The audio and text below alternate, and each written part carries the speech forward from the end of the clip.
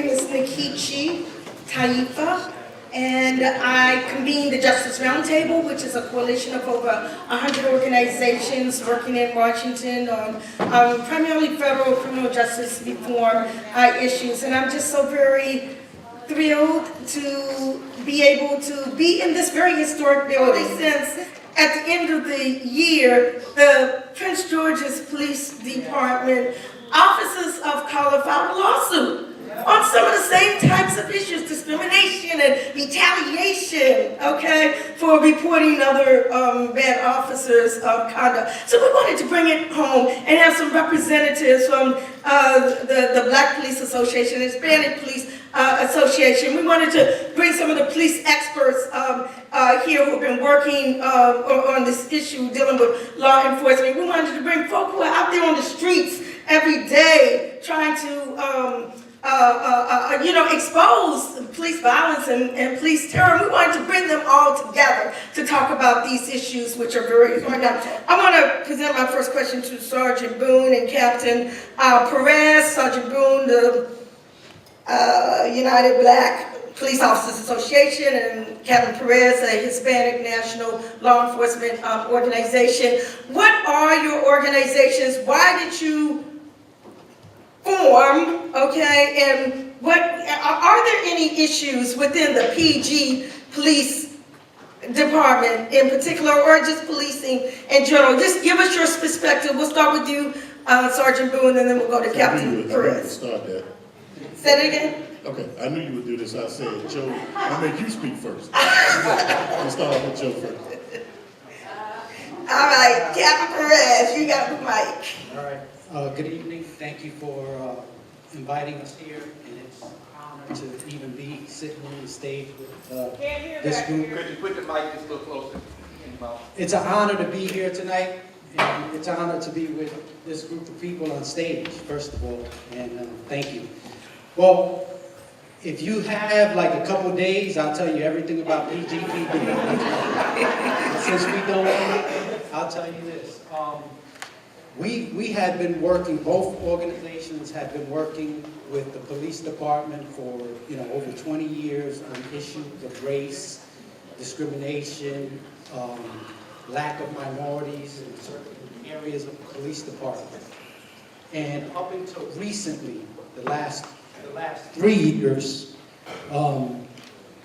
this administration has chosen not to deal with the minority officers.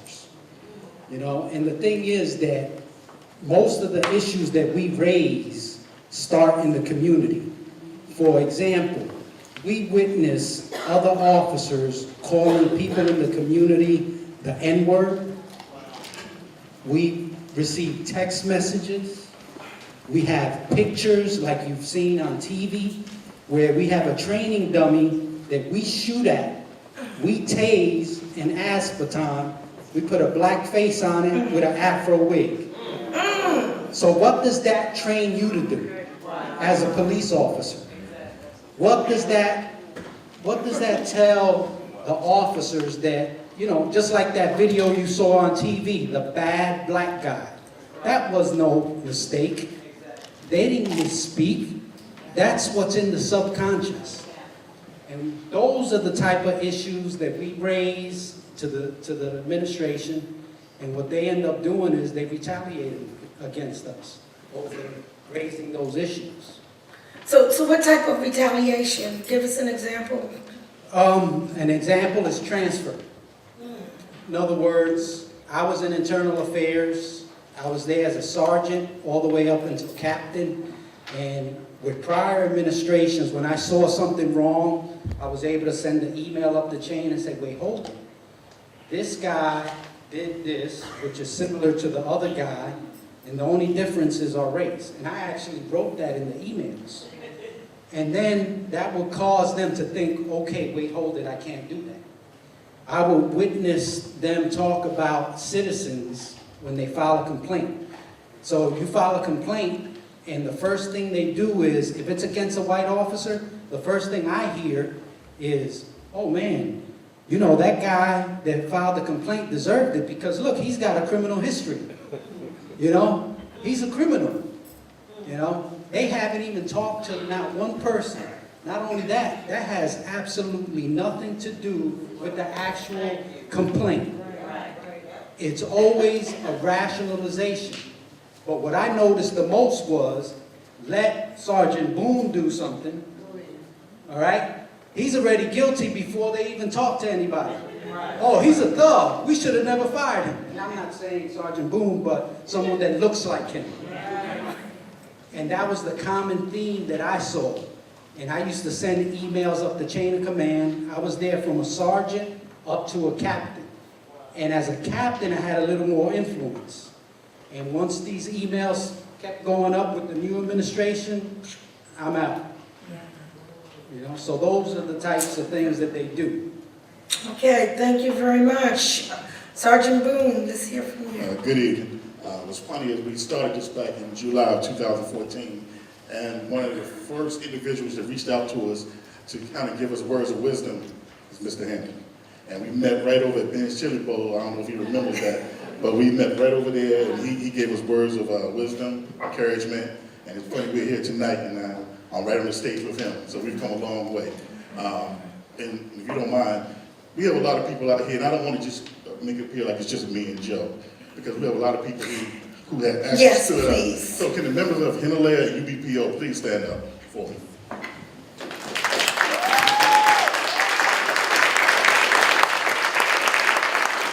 These are individuals who are standing with us, standing beside us, and they're there fighting the fight with us every day. And I just especially want to recognize my second vice president, Sonia Lancaster. She's right here. To kind of say piggyback off what Joe was saying, the problem for me and the reason why I want to continue this fight even more is even not only what Joe said and not what's happening in the community, but what I saw was, in addition, the administration, in my eyes, was definitely picking on our women. And for me, my wife is a retired U.S. Capitol police officer. And I know she goes to work every day and feels threatened, harmed, and I can't help her because I don't work in the police department. I have a problem. So we can't allow our women to be treated a certain way because they think they can do it. I've had women come to me who've had miscarriages, women with illnesses that the administration just don't care about. So if you don't care about the people within, you're definitely not going to care about the people on the outside. So what we're doing now is we want to make sure we continue that fight.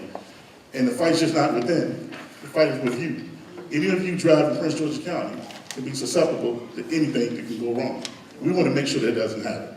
We want to make sure that everyone has a fair opportunity. We want to make sure that people not get caught up in the quota system. It's amazing that looking at that movie is almost identical to what we're going through. So we just want to make sure that we're out, and we may seem small in numbers to them, but we're going to be very loud and we're not going anywhere. Thank you very much. I want to turn to Jonathan now. Jonathan Smith, can you talk a little bit about, at least what you can, about the legal status of the case against the PG Police Department and your perspective with respect to holding police departments accountable during your time at the DOJ? Sure, thank you. Can people hear me? Yeah. Great, good. Well, so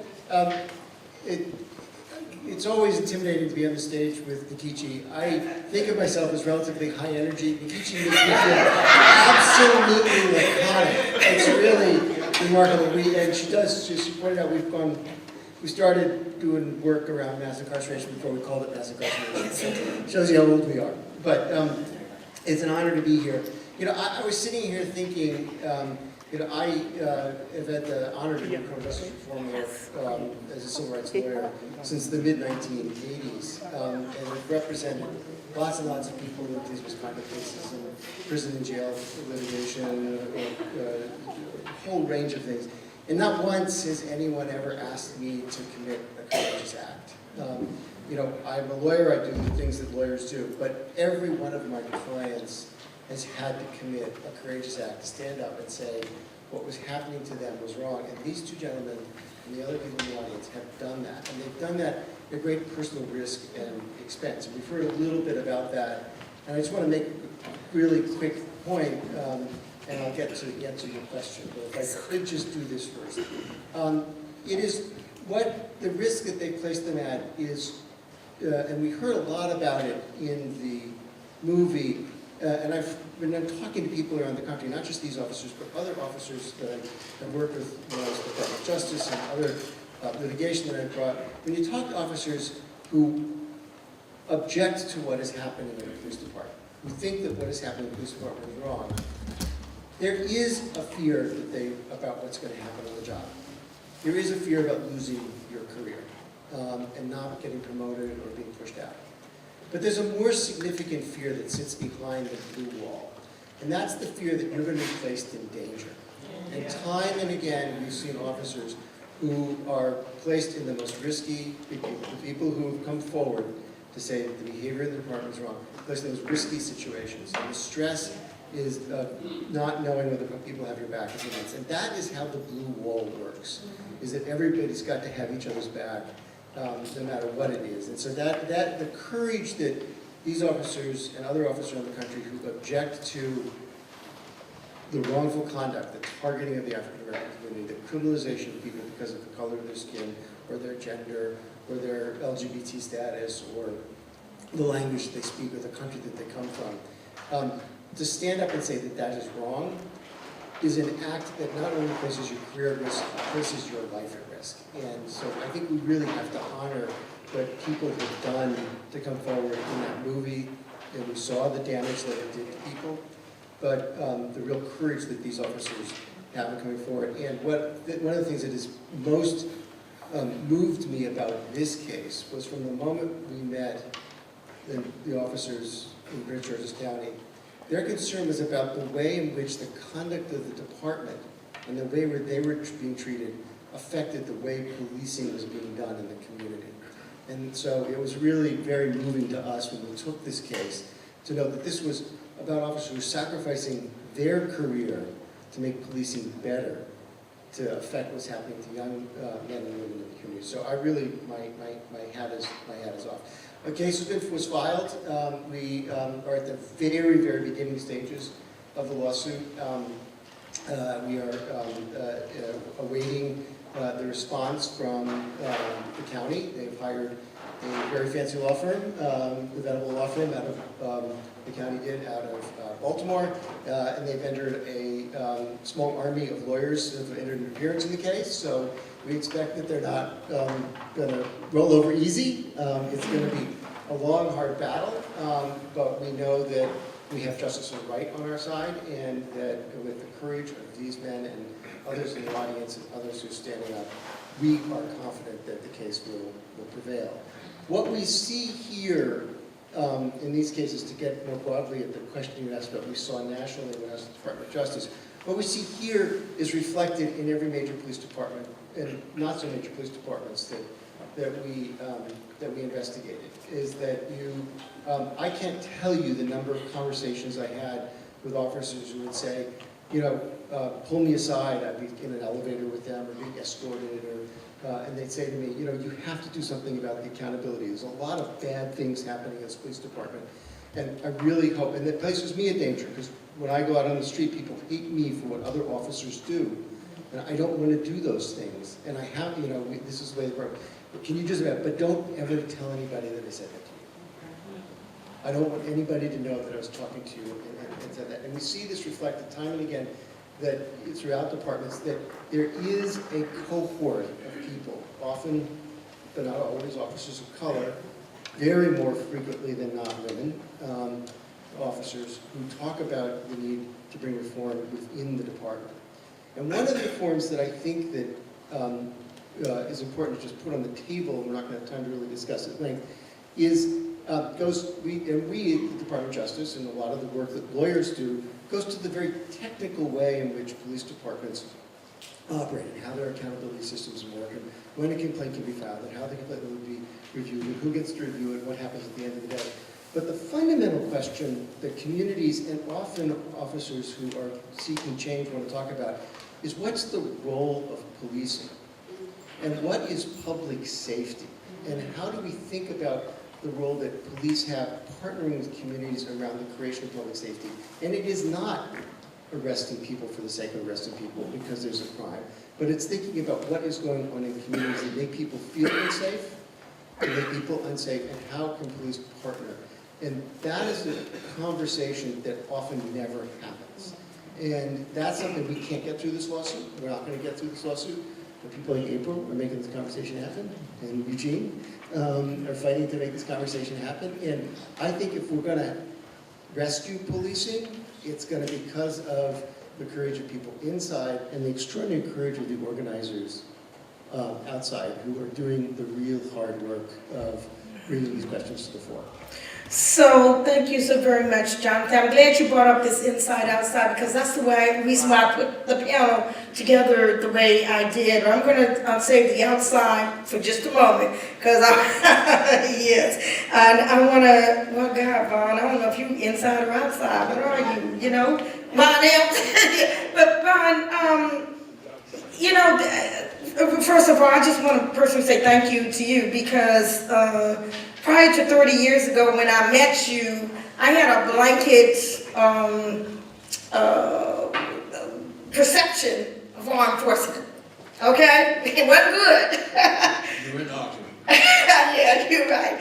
But when I met you, I said, all right now, okay. But I remember a case from a long time ago when the LAPD was being investigated, and one of the officers was quoted in a deposition as saying, and I'm quoting, they give me a badge, they give me a gun, they give me 50 G's to have some fun. And you know, that kind of was like the mentality, you know. As a former Metropolitan Police officer and someone who did not have that type of mentality, what is your perception? What do you make of what's going on today? Is there a difference between today and yesterday? And if there is not, why? Talk to us. Well, first of all, thank you very much, and thank you for the opportunity to talk a little bit about it. Thank you for the opportunity to talk about it a little bit. I had some real gut reactions to what was on the screen, and I want to say this. I want to say I told you so, but that's too easy. And what I'm talking about is because I served on the Metropolitan Police Department from 1970 to 1994. So there are those who say those were the rough years. Well, it really wasn't rough to us because we were together. Plus, we decided that we wasn't going to take that. There were actually fights in road car rooms when white officers would use the N-word because we wasn't going to stand by and allow that happen. We reported police officers for police brutality, and we were strategic about it because we had elders when I got there that told me how to operate, and I followed those instructions, and then we started a black police organization along with all the other things. What you see up there is not just in New York, it's all over policing because reform hasn't worked. That's why I don't use the term. Police departments to work for people, work for communities, we need to restructure not only policing but the criminal justice system because it doesn't work right. It works exactly the way they want it to work, but it doesn't work for us. I guess what we focused on is what Brother Boone and them are focusing on now. For those of you all who are close to my age, and maybe one or two, maybe as old as I am, there were people in this community who worked along with us because we knew that we couldn't depend on those in the police force, like Goldie Johnson, like Ab Jordan, like Gloria Raymond, like Doug Moore, like all of those people. And we worked the inside, outside thing. I would tell everything. As a matter of fact, I provided paperwork for them because that's what you're supposed to do. Because what they were doing, we had the same interests that Boone and them had. If it didn't work for us, we saw that it didn't work for our community. We wasn't separated. I wasn't in regardless of what I was in the uniform. As a matter of fact, they treated me like that. But I had a thing for them, and I want to tell Boone and them the thing. It didn't take me long to figure out Nikita, that police officers, a lot of them that were involved in that behavior were cowards. Yeah. They were. They were cowards. And the way you handle a coward is that you intimidate and don't intimidate you. So I would tell them regularly, you don't think that I carried this gun and wouldn't use it.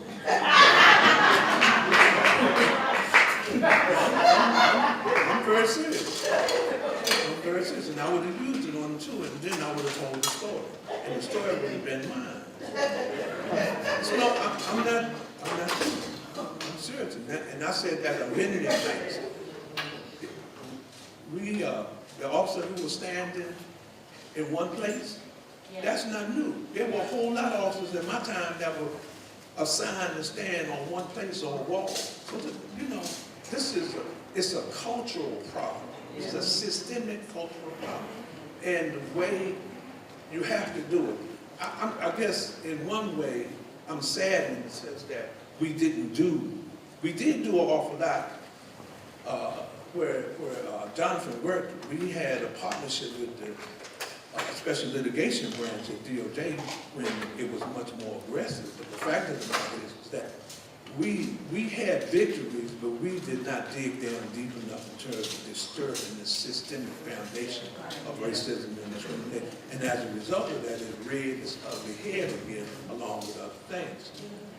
And then plus, the government has no real taste in its mouth for regulating policing. You can say whatever you want to say, but they're not going to regulate 18,000 police departments. That's just not what they're going to do. And so you can hope for maybe something in between. Having said that, again, there needed to be continuity. Continuity in the sense of black organizations, black law enforcement organizations moving and continuing the struggle in terms of digging down deep to address the systemic foundational issues around racism and policing actions. Things like public safety and all those, but you have to be able to work with the community because that's where the real strength is. The real strength was in Nikita, the real strength was in Archie, the real strength was in the brothers and sisters in this community and other communities that we met all over the world, because there's a National Black Police Association in the UK. And it's not because they just wanted to have a sister organization, because black folk over there get treated like shit. And everywhere else. Even in Africa, there are black police organizations. So I guess there's time to celebrate, but there's also some reflection that needs to take place from time to time about how much work we did, the result of it, and how much work we still have to do, and why are we doing it, having to do it over and over and over again. Yes, okay, thank you very much, Ron Hampton. I appreciate that. And I'm glad you mentioned the 18,000 police departments across the country, because it really wasn't until the Ferguson case that I realized that there was so many daggone. I did not even know there were that many, 18,000. And I want to bring my next question towards Kanya Bennett there. So with over 18,000 police departments throughout the country, it's argued that policing is basically a state and local issue, and reforms must be centered there. But Kanya, are there reforms that can be accomplished through federal advocacy? And if there are, what are they? Thanks, Nikichi, and thanks for screening this film, and thanks for assembling this panel. So yes, certainly as a federal lobbyist focused on criminal justice issues and policing specifically, I think that there's a critical role for the federal government to play with respect to police reform. So obviously I just heard Ron talk about how we're not going to reform 18,000 departments from the federal level. I was having a conversation at the start of this program with some former U.S. attorneys who also pushed back a little bit, and it was good to hear that, because I don't think that folks realize that there is a level of accountability that needs to happen by the federal government. And we have certainly seen some of that happen, certainly under Jonathan's leadership at the Civil Rights Division. We've seen what an aggressive and what an active Department of Justice can do, what an active administration can do as we encounter fatal police shootings and they rise to a level of national attention. We saw President Obama organized the President's Task Force on 21st Century Policing that was looking for accountability at all levels with respect to policing. So yes, absolutely, I do think that there is a role for the federal government to play. And at the very least, I think that the federal government should be interested in where its federal dollars are going. So every year, millions and millions of dollars are given to local police departments. And for over 15 years, $6 billion in burn jag has gone to law enforcement for their programming. And we have seen over almost $7 billion from the Department of Defense go to local agencies in the form of military weapons and equipment and other equipment that those things are being used to police our communities. So at the very least, we need to see what's happening with those dollars. We need law enforcement to be accountable, and certainly that oversight should result in legislative action. And so with that money, you can certainly tie requirements to local police departments. There's no reason why we shouldn't have data on police and community encounters at the federal level. The federal government collects data on all kinds of things that you wouldn't even imagine the federal government collects data on, but yet we really don't have a clear sense on how many people are killed by law enforcement every year. We also want to stop the militarization of local law enforcement. This is a federal program. The federal government should be talking about what equipment is appropriate for law enforcement to have and not to have as they engage in community policing. So there is certainly room for the federal government to play here. I don't think it takes away from any of the reforms that we need to see through litigation, through internal police department reforms, through the activism that's going to happen in our communities. But yes, just want to drive home the point that the federal government has a role to play here, and we all, as taxpayers, need to make sure that the federal government is doing its job with respect to local police.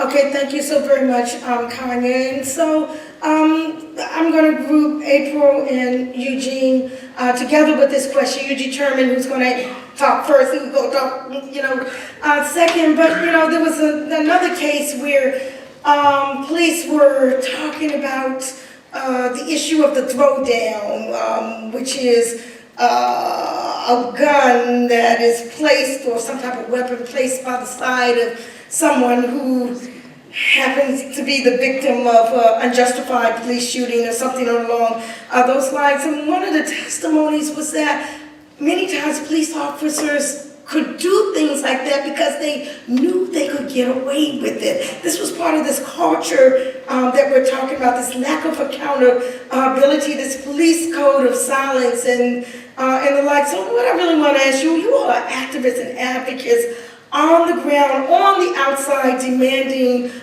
visibility and accountability and transparency and the like. From your perspective, how do you see things, what's going on? And also, what do you think about the advocacy and action that is coming from the inside? Yeah, that's a lot.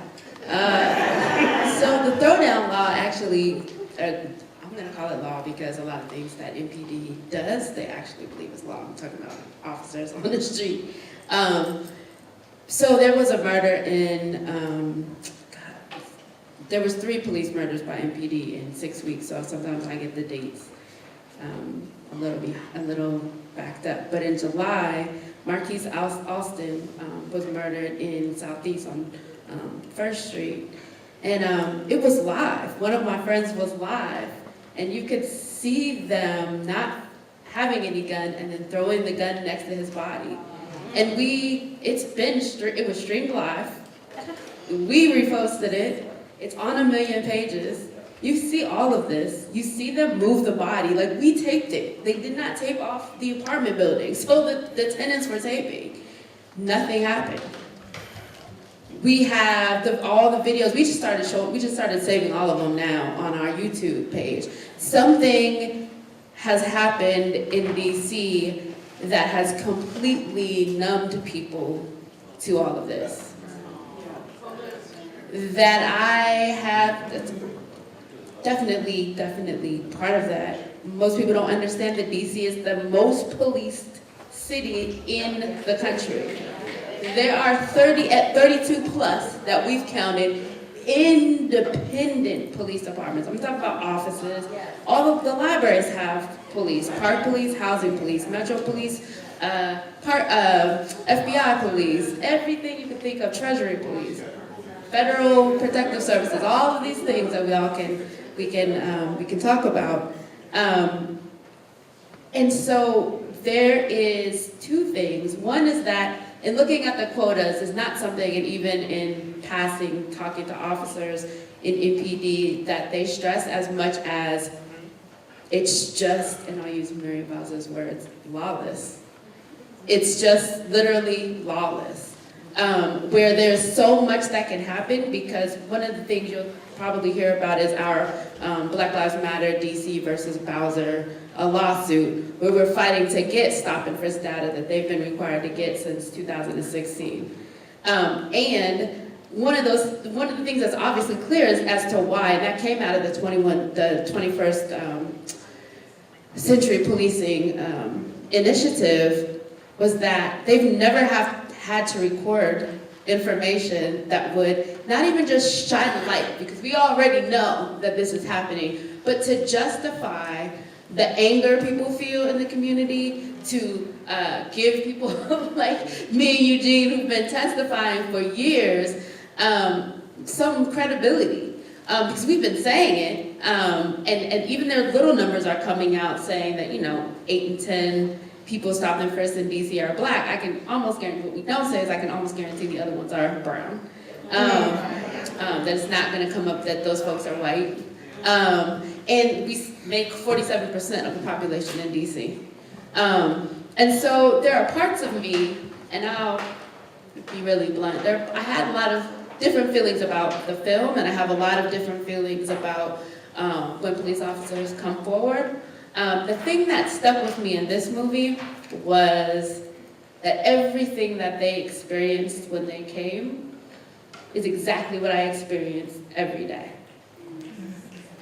For speaking out on my community, but even then, it's not as bad as, let's say, I don't know if you all have been following what's happening in Deanwood, but those guys that we're working with over there have anywhere between 6 and 23 arrests with no charges, all dismissed. This is a regular phenomenon. Jump outs that Peter Newsham and Kathy Lanier have testified for years in front of the council don't exist. We have videos, we have hundreds of videos, and no matter how often we show them, no matter how many times we tell people about them, it just doesn't happen. But watching the health issues that the police officers were going through, worrying about their safety, and you can tell you, like, being a highly surveilled individual, both MPD as well as nationally. I have a court case next Friday. It'd be cool if y'all came out. To where MPD has 9,000 that they've disclosed this time. They always seem to find 3,000 right before our hearings. 9,000 documents just on me. MPD, for real. Like, my life is really boring, but okay.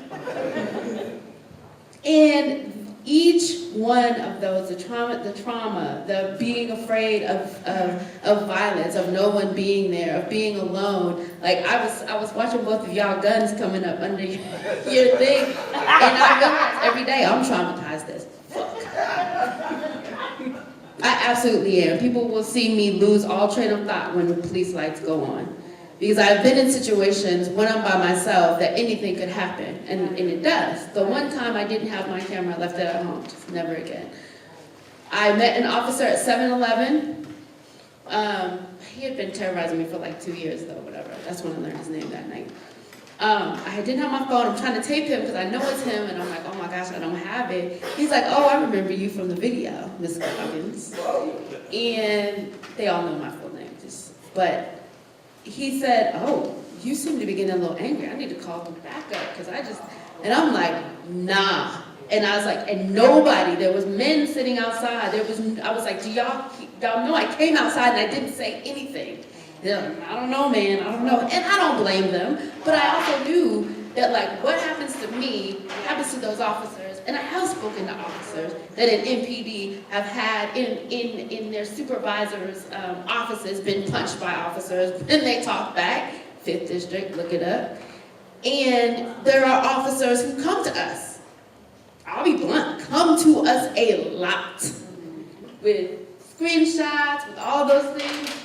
Black women who like, I can't actually have a relationship with because of my personal safety, but I know now that they are out there.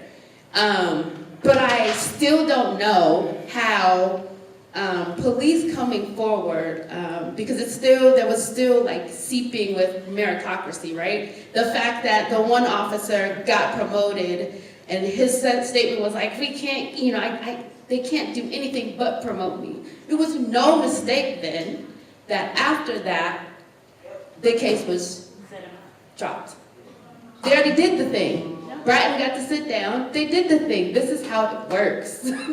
And so I said to myself, I was almost in tears, like, yeah, so I'm gonna go in there on Friday. They're not gonna give me documents on myself.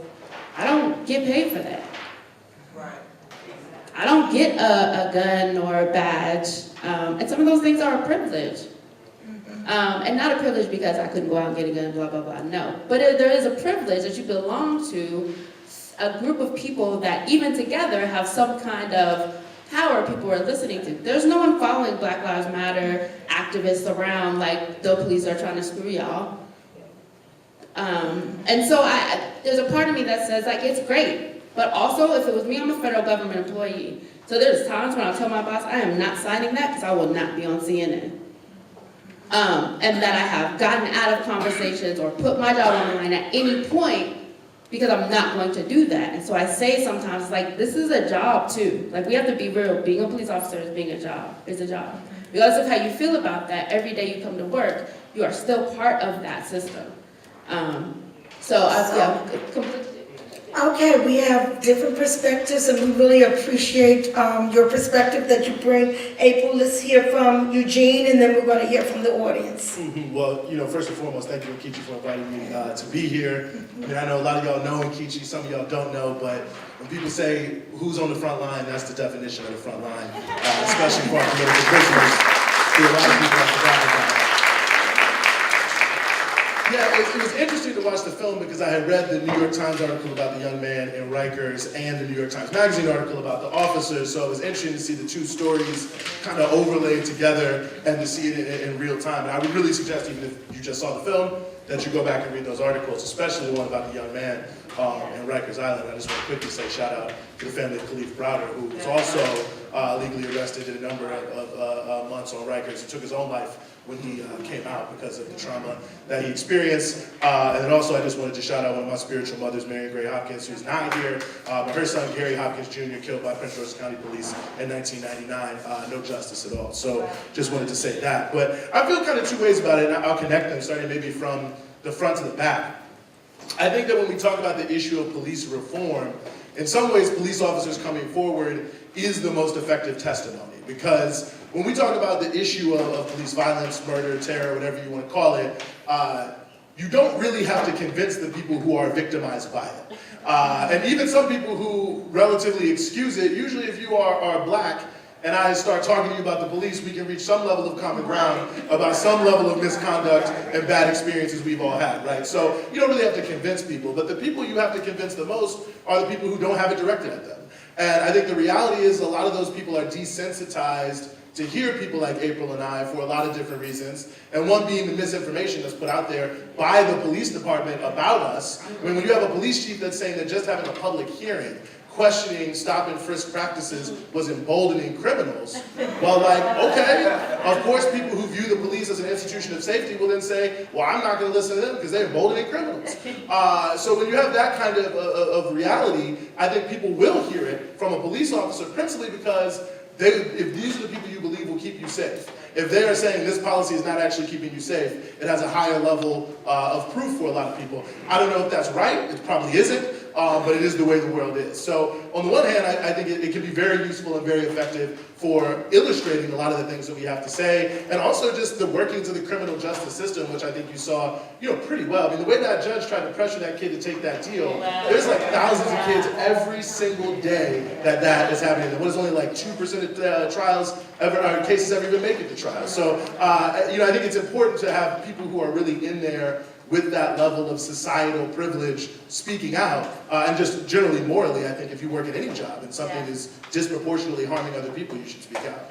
But I'll circle all around to say, and to pick up on what Ron was saying about police reform, I'm also not a big advocate of police reform either, because I feel like it's actually an easy excuse to get away from the real issues we're talking about. Like, to me, a lot of what we do, April and I look at it a little bit more like a union negotiation, right? We can find some common ground at some point, right? Like, in different ways, different times, we can negotiate and find some things we can all agree on. But at the end of the day, if you're the company and the boss, you gotta maximize the profits. And if I'm the worker, I'm trying to make my life the best possible life I can. So we don't really have the exact same interests, even though we can make it work out. I think that, for whatever reason, the only issue in our society that we've decided can never change is crime, right? I mean, imagine if you stood up, if it was the Global Fund meeting to raise money at the end of the year, and you stood up and your gala speech was, what would be fantastic if only 10 to 15% of people just didn't had AIDS. Just 10 to 15%, not how we have now. Let's just reduce it, let's not make it a big deal. No one would accept that, because the whole thing is we need to end AIDS, we need to end cancer, we need to fight poverty, all these different things except crime. That's just the way it is, it's always the way it's gonna be. Well, if that's the case, how come we didn't have any organized police departments until the 18th century? I mean, you just have to ask yourself, human beings lived for 20,000 years without any sort of specialized force to either govern ourselves or keep security amongst ourselves that was separate from the masses of people. So this is not the natural humanity of how things are. And if what we're saying is, well, people deserve to be safe, my question isn't, how do I get a police officer more effectively to stop someone from doing an armed robbery? My attitude is, well, why does someone feel like they need to do an armed robbery in the first place? When we're talking about issues of domestic violence, why are we just talking about, well, what can the police do when they show up at someone's house, and not what do we do about patriarchy and sexism and the idea that men think that women belong to them? We can go on and on and on for every single issue, but at the end of the day, until we address that underlying issue, the same things are going to come over and over again. I'll just close by saying, Google this. Washington, D.C. Spark. It's a website that someone put together of a lot of old protest photos. 1930s. They're talking about police violence in D.C. It could literally be 2019 if you just changed the date and had some updated photos. Maybe just made the photos color. You literally could think it was today. And that's kind of what I mean here, is that we're constantly looking at the surface level and not the deeper level, and I think that's where our real challenge is. Wow, thank you. Thank you, panel. It's your turn now. Are we talking about reform? Are we talking about transformation? It's very pertinent issues that are raised. I see a hand right there, if you want to stand up and raise your question. You? Okay. You didn't think I was going to call on you, right? What are you talking to me? Yes, did you raise your hand? I know you didn't think I was going to call on you. Just calmly give your question. This issue about police reform, I worked a lot in this area of police abuses in the black community, particularly here in D.C. And you're talking about piercing a wall that is backed up by a gray wall, that is backed up by a black wall. Judges and prosecutors. A lot of times I find that I've been involved in cases with people in the community who have been arrested and have been maliciously prosecuted by the United States Attorney's Office, knowing they had no cause. Knowing they had no cause. And the judge knew it and did not make a probable cause determination. And the judge failed to do that, and they cannot move forward. But they do anyway. And then they put these people under all these penal controls and keep them there, keep coming back until you plead guilty. Another thing. Question. Well, Give a question. Question. Well, about the black and gray wall, I'd like to address that. Also, in terms of the police stop and frisk, this is stop and search. Police are not patting. They're feeling with their hands. Those are searches. That's investigating. Thank you. Does anyone want to address those comments? Question? Well, first of all, on stop and frisk, you're right. Often those things are conflated into one thing. They're under the law. They're actually two separate analyses, and you're right about that. I think that raising the question of prosecutors is really important in this context, because prosecutors are the only players in the criminal justice system for which there is no review. Their decisions are not reviewed by anybody. They're not reviewed. Police officer makes a decision, it's reviewed by the prosecutor and the courts. Courts make a decision, there's an appellate court. Prosecutors, nobody looks over their shoulders. So prosecutorial reform, and some of it, there's exciting stuff going on. It's not gone anywhere close to far enough, but what's going on in Philadelphia, what's going on in Chicago, with what's going on actually in Houston, some new prosecutors that have come in through the elected process in response to some of the stuff, are doing some good stuff. They're not going as far as they promised to go, and they're not going as far as we all think we hope they go, but there is some real reform in some models. So I think it's worth thinking about prosecutors. Okay, thank you. Anyone else? Okay, Nikichi. That's the other Nikichi over there. I am named after Nikichi. Actually, we should bring up, yeah, let me see them on the mics. So that, yeah.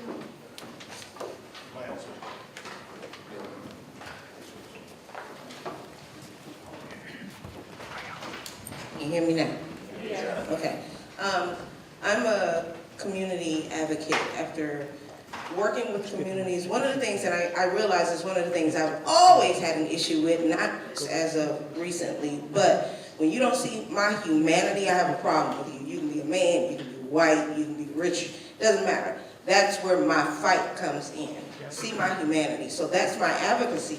See the humanity of communities. One of the things that was most interesting to me in the film was when the 12 were sitting at the table with the community activists in the area and having this discussion about, hey, will you back us up? And one of the things that was prominent about that is what I tell organizations, what I tell rich people is the communities, black people don't trust you. We've had millions and millions of reasons to trust you. All these videos and YouTube about people getting killed, we've always known that. That's news to y'all, not us. So what I wanted to know is, and anyone can answer this really, but what do you do when you have officers who are willing to come forward and, you know, tell exactly what is going on, and you see how much of what they go on in the department, just like April says, is what happens to us in the street every day. But how do you get with community members who don't trust you because you're police officers, regardless? At the end of the day, you have tokenized and hurt us. How do you build that bridge and bond? Okay, thank you. Well, I guess I'll start off. The first thing you do is you have to build that bridge with the community. So the first thing you do is you reach out to the community, which is what we have done. We've reached out to the community's reached back out to us. That's the first start.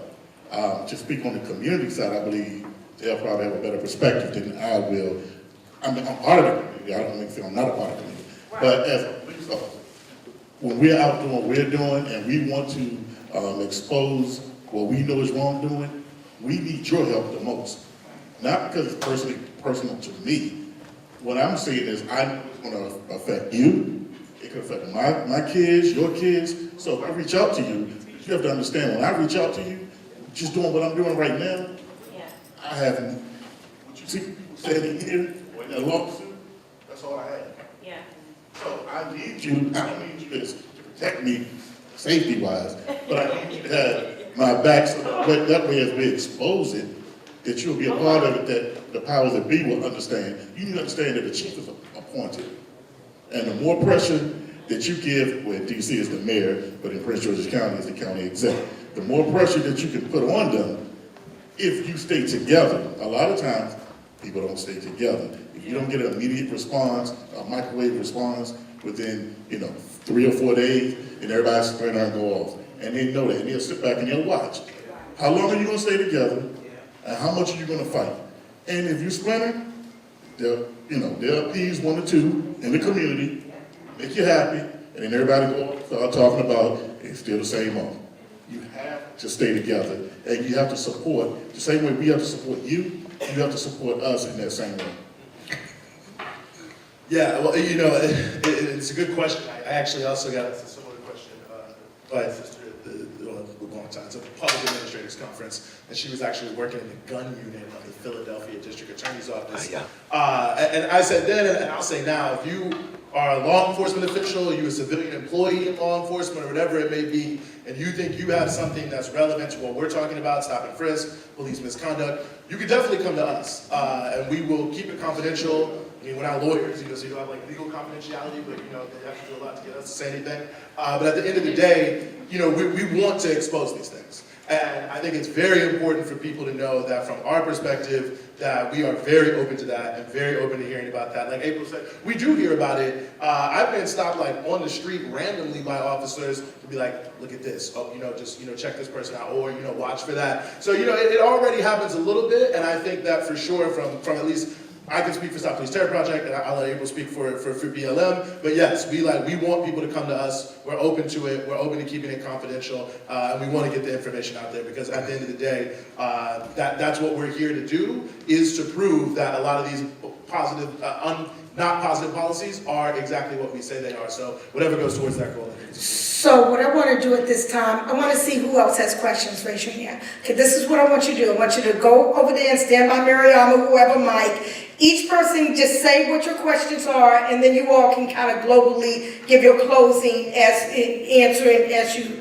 Okay, we're going to be short and concise because we really have just a couple of minutes, but I want to make sure we get everyone has the opportunity to express what they want to express, and then as part of your very brief closing, you can address whatever you want to address. All right, let's vote. Hi, how you doing?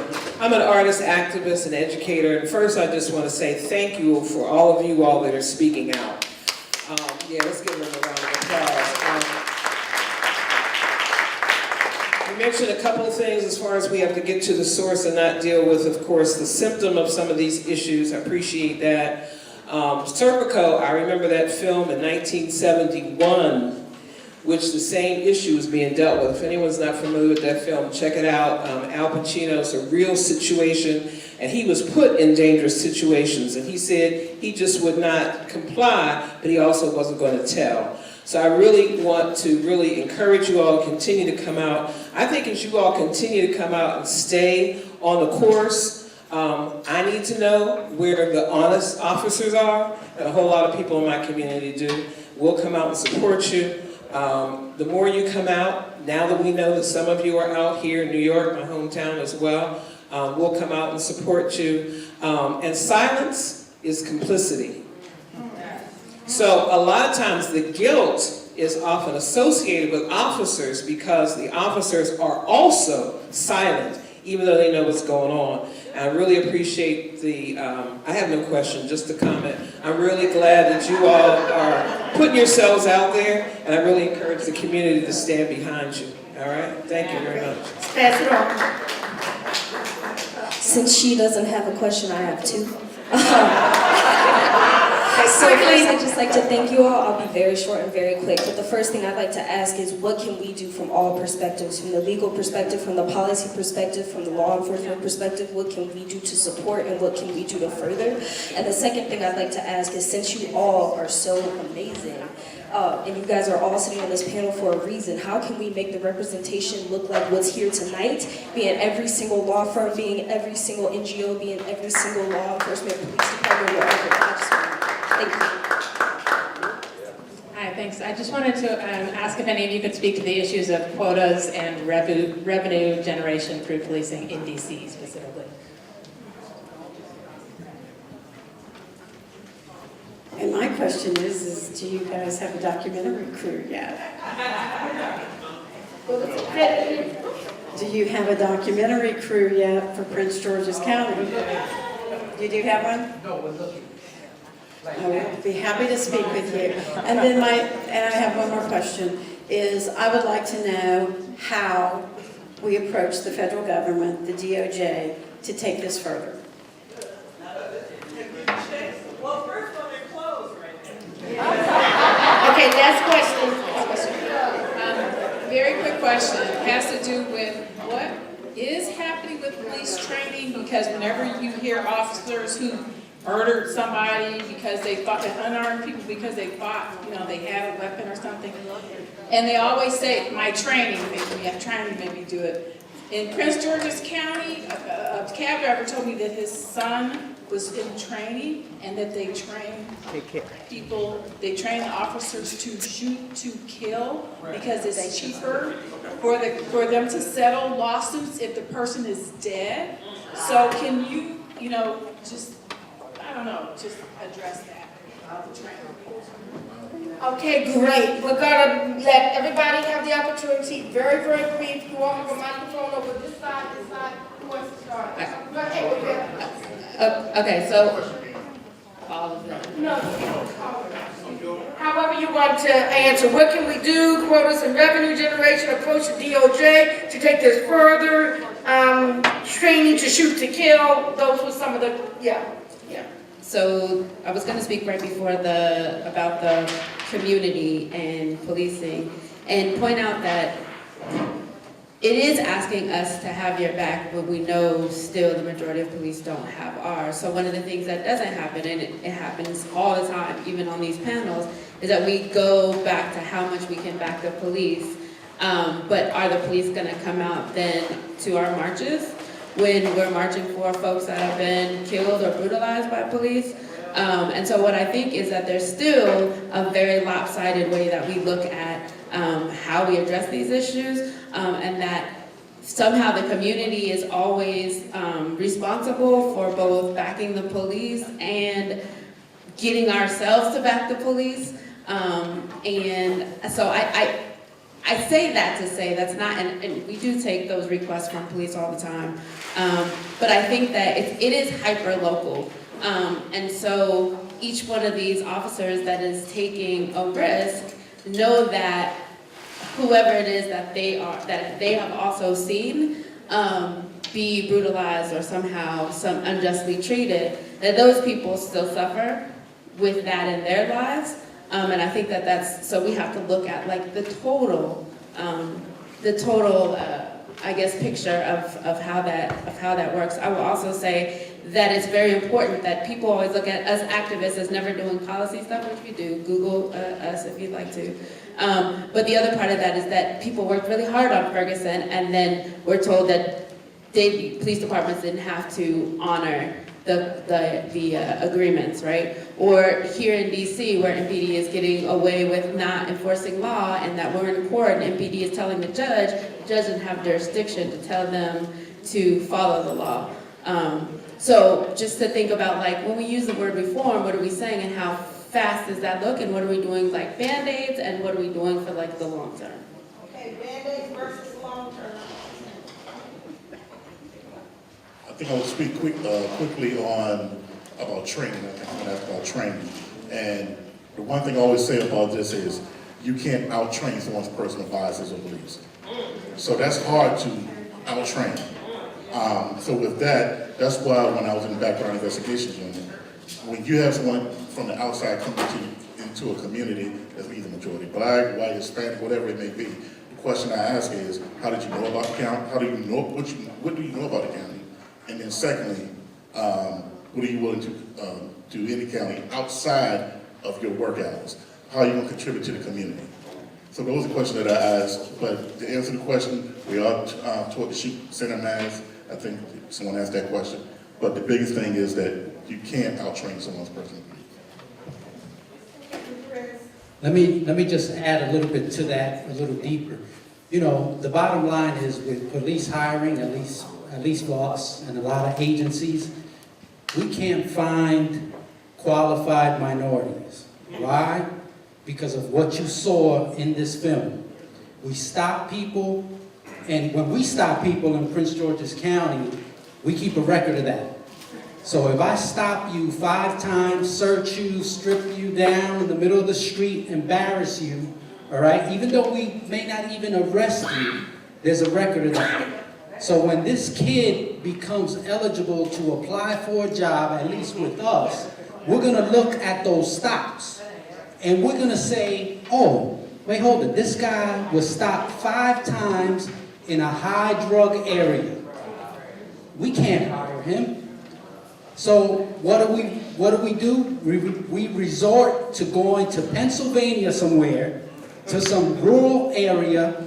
We hire these kids that never been around city folks, and then they get scared when a situation happens.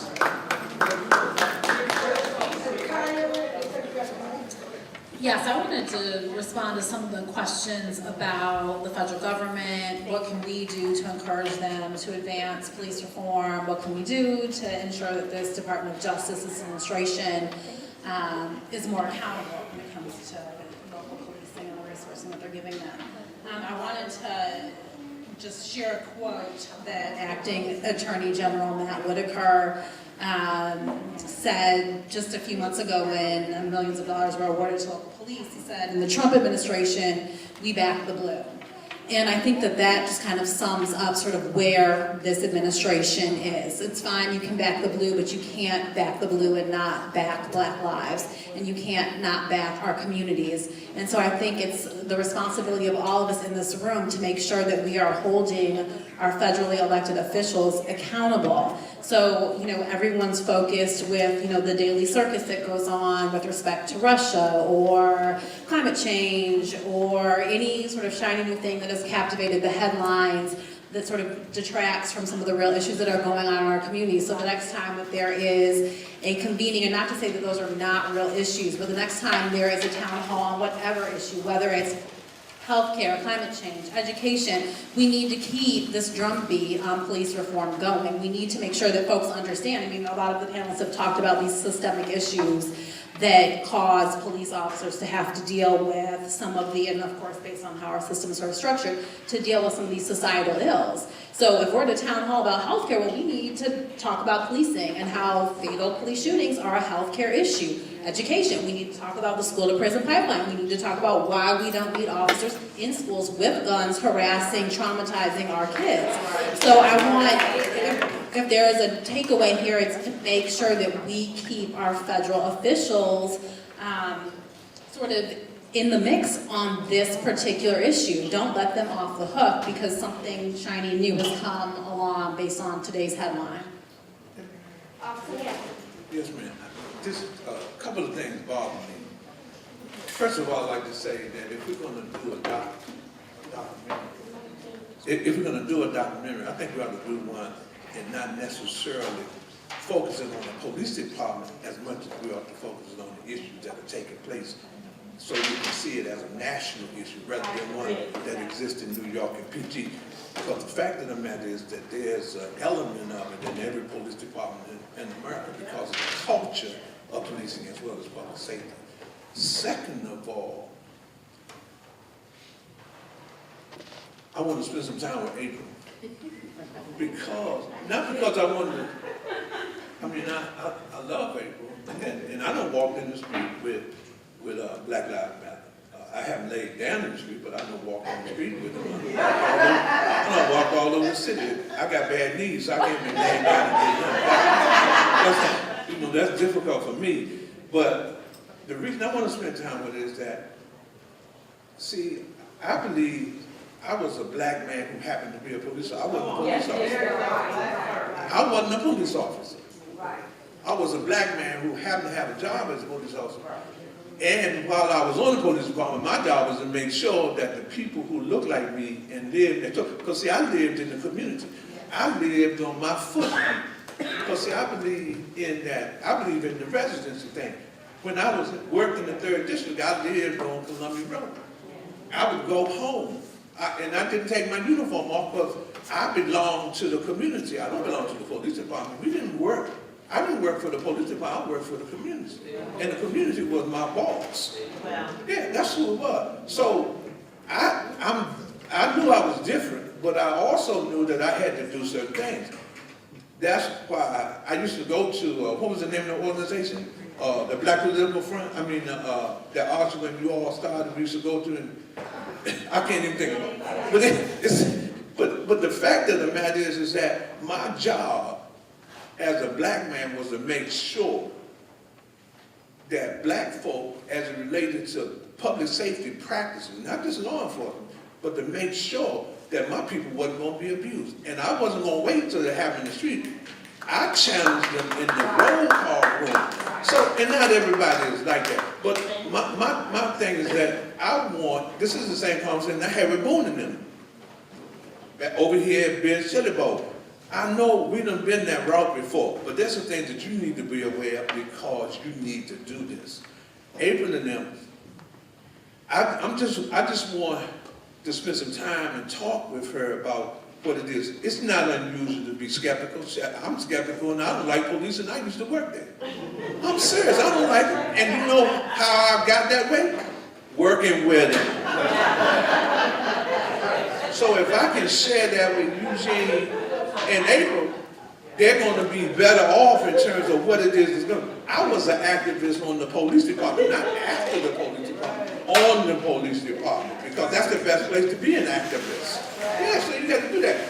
And so those who decide that they're going to come and speak up, because everybody's not going to speak out, that's why you need to have that relationship and work on it, and then you can get the kind of thing done. And lastly, let me say, you all need to look at the definition of reform versus restructure. And that's, somebody talked about the lineage of problems that exist in the criminal justice system. You can't reform policing and leave all of those two agencies. You got to deal with the whole thing. So I just think, again, we're talking about in setting, developing a new narrative. And if the narrative isn't reformed, there's a reason why then we need to be talking about restructuring the criminal justice system so it can work for people, and particularly African Americans, Hispanic, and other communities of color that have been left out and not serviced completely. Thank you. Over to you, Jonathan, give your remarks. So, Briefly, Ron, I don't know that you remember how we met. There was a bill to add mandatory minimum sentence to drug offenses, and I signed up to testify, and I was put on a panel, and this tall, very elegant cop sat down next to me, and it was like, oh shit, they're going to listen to him, they're not hear anything. And then we got this, and nobody paid any attention to me anyway, because they all wanted to hear what Ron had to say about why you shouldn't be locking people up for longer for drug offenses. So, and we've been friends since. So it was wonderful. Let me talk a little bit, very briefly. I want to respond to the DOJ thing. I was in DOJ from 2010 to 2015. If you're in policing, that sort of marks the investigation of the New Orleans Police Department through the investigation of Ferguson. That was kind of my tenure in the police department. We did 22 out of the 18,000 police departments. I think probably every one of the 18,000 police departments could have been the subject of a DOJ investigation. I ran the section. I had 14 lawyers to take on policing in the entire country. So the commitment of the department was limited, although I am extremely proud of what we got done during the Obama administration on policing, and for a couple of reasons. We decided to take the statute, and this was really under the leadership of Tom Perez, who was then the Assistant Director of Civil Rights. And Tom said, this statute's been in existence since Rodney King, the people who beat up Rodney King were acquitted. But it hasn't worked, so make it work. And so one of the things we did was we changed the way in which we conducted our investigations and the way we led those investigations. And so they went from being a private relationship between the federal government and the local government to a public undertaking.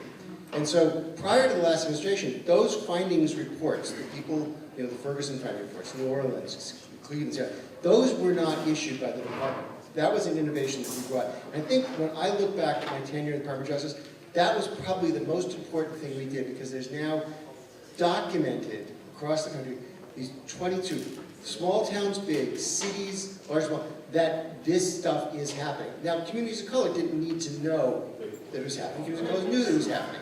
But having the federal government say, yes, your voice, we are validating, not in the sense that we say that it's right, but that putting on paper the federal government is agreeing that these things are happening, I think is going to become an important document for this period of time. And so I'm very proud of that.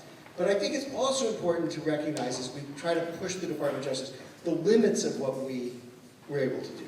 The Department of Justice, I enforced a statute that allowed the Attorney General to bring a lawsuit to correct patterns and practices of the violation of the Constitution or federal law by law enforcement. Now, that is a very, very limited jurisdiction. If you look at what the law permits law enforcement to do, there's a lot that is what we used to call lawful but awful, or lawful but if you look at the use of force, when use of force is permitted, when searches are permitted, there's a lot that the community doesn't want that the court actually permits. And so our jurisdiction is limited. And that was one of the reasons why those reports were so important, was not that it was going to be, we were going to solve the problem, but we were going to create an environment where the activism could take the project further than we were allowed to do. The other thing to remember is the Department of Justice is fundamentally a law enforcement agency. The largest component of the Department of Justice is the Bureau of Prisons. 40% of the Bureau of Prisons is law enforcement. I'd go to these meetings about policing and Solicitor General's office or else, and it would be us, and then you'd have the DEA, the FBI, the United States Attorney's offices, the Bureau of Prisons, the Civil Division, which defended all of what we called components with guns. And so it's, expecting the Department of Justice to be able to be on the vanguard, I think, is not where it's going to be. But does it have an important role? Does getting law enforcement agencies to comply with what the law is, as much as we think the law ought to be something else, that is actually important. It's not enough by any stretch of the imagination, but it's actually important. Thank you. Eugene, close it out now. Okay, I'll do the best I can. Real quick, to address the issue of the quota system in DC, one, this is partially why we have sued the government for the stop and frisk data. But if I had to venture a guess, I think if you look at the way the gun recovery unit and the issue with guns is playing out, that it's obviously a quota system. When you look at these stories like the kids who were held in the car and they said, look, just go find us a gun and we're gonna let you go. Like, we're not even gonna arrest you, just like, get us this gun right now, that's what we need. Everything, and anyone, if you just walk around the street, people will tell you, you get arrested by the MPD, you got drugs on you, you want to get off, just tell them where they can find a gun, they'll let you go. And it's definitely pretty clear also from the fact that they'll say, we got 2,500 guns off the street, and then when council members say, well, like, how many of those cases ever went to trial? Well, we don't have that information. And so I think everything they're doing and focusing is big. And then the final thing I'll just say in terms of what we can do, I'm going to just throw a curveball. One thing I'll say is advocate for your social workers. Like, we talk about police, firefighters, EMTs as first responders. I really believe our social workers are like the pre-responder. And, really anytime that I've been involved in where a kid shoots someone or has been shot or other things, if you talk to their social worker, there was, months, sometimes years of things going on that if the intervention had happened, if you hadn't had someone who had a 50-person caseload, maybe a 10-person caseload, and could have really given someone the TLC they needed, you could have avoided a lot of this. But, MPD in DC, $535 million a year budget. Child and Family Services, $248 million. And we got to start challenging, I think, why it is that we aren't allowing our social workers who are in the trenches all day, every day, the tools they need and the staff they need to really get ahead of the problem. And to get ahead of the problem, because a lot of times you call 911, it's too late at the end of the day. I really want to thank our panel. Captain Joe Perez, Jonathan Smith, Sergeant Thomas Boone, Eugene Curia, April Goggins,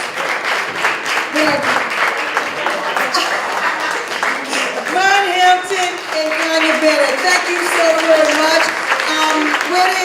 Rachel, Vicki Brown, if you could just come up. Real quick, I just really want to thank that she was my thought partner with respect to this program. We want to thank you all. Want to make sure you go to justiceroundtable.org for information. This video of this panel discussion will be up there at some point soon. Also want to let you know that on that website is Pedro Hernandez's mother and brother, who we brought to DC last year when we had this big event at the museum called Vote for Justice. We also had DA Larry Krasner there and other folk as well. So the videos from those events are there as well. Vicki, I just want to thank you, Metropolitan AME Church. It really was serendipity how we met. and visualize what we wanted to do with this. I don't know if there's anything you want to say. You got the mic. Well, the only thing I wanted to add is to thank you. You all, thank Keisha for pulling this together. She did 99% of the work.